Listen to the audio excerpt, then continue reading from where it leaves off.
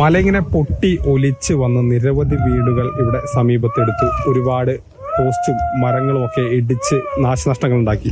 അപ്പോൾ ഇവിടെ ഒരു വീട് ഇങ്ങനെ സുരക്ഷിതമായി നിൽക്കുന്നുണ്ട്. പക്ഷേ അവരുടെ അവസ്ഥ എന്തായിരിക്കും എന്നുള്ളത് നമുക്കറിയില്ല. അപ്പോൾ വീടിന്റെ ഉടമ നമ്മളോടൊപ്പം ചേരുന്നുണ്ട്. ചേട്ടാ, പേരെന്താണ്? സുൽഫിക്കർ. ആർക്കെങ്കിലും എന്തെങ്കിലും പറ്റിയോ? അല്ല, എല്ലാവരും സേഫാണ്.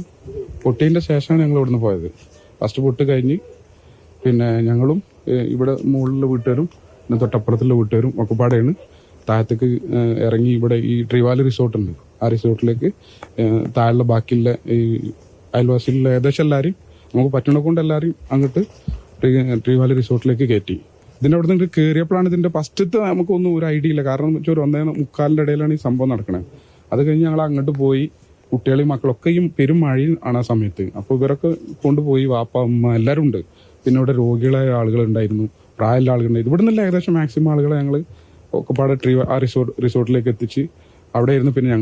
പിന്നെ ഞങ്ങൾ കുറച്ചൊരു ഫ്രീ മൈൻഡായി. പിന്നെ എല്ലാവരും പാടെ ബാക്കി എന്ത് ചെയ്യാം എന്ന് ആലോചിക്കുമ്പോഴാണ് പിന്നെ അടുത്ത് പൊട്ടുപൊട്ടണത്. ആ സൗണ്ട് ഇപ്പോഴും നമ്മളെ കാതിലുണ്ട്. അതൊരു ഭീകരമായ സൗണ്ട് തന്നെയായിരുന്നു. ആ സൗണ്ട് എന്ന് പറഞ്ഞാൽ എനിക്ക് തോന്നുന്നു അതിലായിരിക്കും ചിലപ്പോൾ ഏറ്റവും വലിയ നഷ്ടങ്ങൾ ഉണ്ടായിട്ടുണ്ടാവുക. അതിന് ഞങ്ങൾ ഏകദേശം ഞങ്ങളും വിചാരിച്ച ഞങ്ങൾ രക്ഷപ്പെടില്ല. കാരണം ഈ കൂരാക്കൂരിട്ട് വെളിച്ചല്ല, കറണ്ടില്ല, ഒന്നുമില്ല. ചുറ്റും നോക്കുമ്പോൾ എല്ലാവരും ഉണ്ട്. ഒരു 150-200 ഇടയിൽ ഞങ്ങൾ ആളുണ്ട് അവിടെ എല്ലാവരും ആളുകൾ എല്ലാവരും റൂം കയറി മരണത്തിന് അഭിമുഖീകരിച്ചു തന്നെ പറയാം. അത് കഴിഞ്ഞ് പിന്നെ എല്ലാവരും ഒന്ന് പറഞ്ഞ് സമാധാനിപ്പിച്ച് പിന്നെ ഇങ്ങനെ ഒരു ഫ്രീ മൈൻഡ് ആയി വരുന്ന സമയത്ത് വീണ്ടും ഒരു 4 മണിന്റെ ഇടയിൽ അടുത്തത് പൊട്ടി. പിന്നെ ഞങ്ങൾ വിചാരിച്ചു പിന്നെ ഞങ്ങൾക്കും ലൈഫില്ല എന്നുള്ള ചിന്ത തന്നെ. നേരം വിളിക്കണ്ട 4 മണി ആയി കഴിഞ്ഞിട്ട് പിന്നെ ഈ 2-2.5 മണിക്കൂർ ഞങ്ങൾ നീട്ടിയത് എന്ന് പറഞ്ഞാൽ അതൊരു വല്ലാത്ത അവസ്ഥയാണ്. കാരണം മിനിറ്റിന് മണിക്കൂറിന്റെ ദൈർഘ്യമായിരുന്നു. വെളിച്ചം വെച്ചാലേ ഞങ്ങൾക്ക് എന്തെങ്കിലും കാണാൻ പറ്റുള്ളൂ.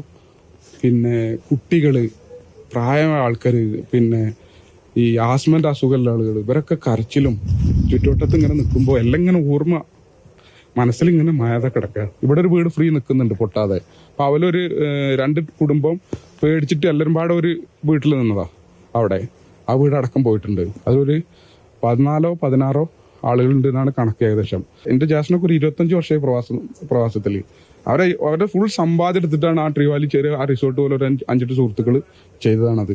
എന്താവും, എങ്ങോട്ട് പോകും, എങ്ങനാവും, ഇനി എന്താണ് ജീവിതം? ഇട്ട ഡ്രസ്സല്ലാതെ വേറെ ഒന്നുമില്ല. ദുരന്തത്തിൽ നിന്ന് രക്ഷപ്പെട്ടെങ്കിലും ഇട്ട വസ്ത്രമല്ലാതെ മറ്റൊന്നും ഇവർക്കില്ല. ആന്റണി ഗർഗറിക്കൊപ്പം ഗോകുൽ VS, മാതൃഭൂമി ന്യൂസ്, പാലക്കാട്.